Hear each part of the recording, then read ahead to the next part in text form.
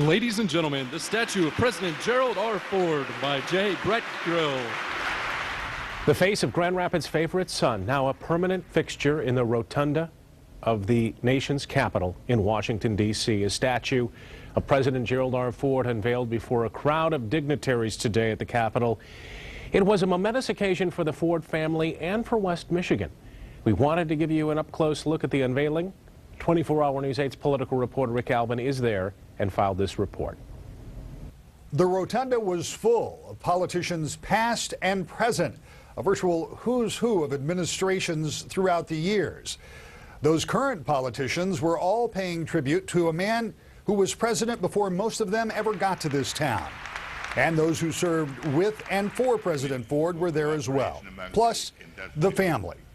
In a touching moment that brought silence to the Rotunda, Susan Ford spoke of the last time her father was in the Capitol, a place he called home. In the twilight of his life, Dad was invited back to speak at the Capitol. And on that special evening, he reflected fondly on his time here. Quote, "While I may have lived at the other end of Pennsylvania Avenue for 2.5 years, the Capitol has always been my home, always."